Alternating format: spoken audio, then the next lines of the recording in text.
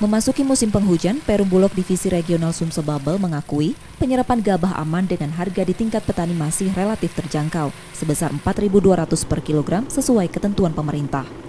Musim penghujan tidak menjadi kendala penyerapan gabah, khususnya di 3 daerah, yakni Oku, Oki, dan Musi Banyuasin.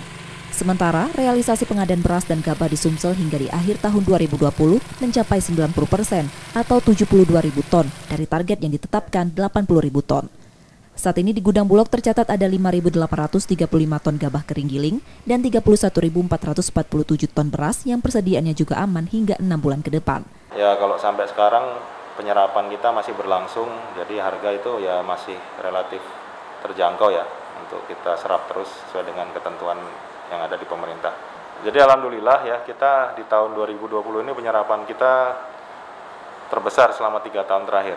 Jadi kita sudah mencapai 72.000 ton dari target kita 80 ribuan ton. Jadi hampir 90%. Sampai dengan Desember ini kita harapkan penyerapan dapat berlangsung sehingga target dapat terrealisir 100%.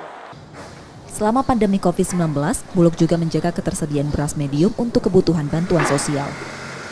Reski Oktora, Muklas Diferensial, Kompas TV Palembang, Sumatera Selatan.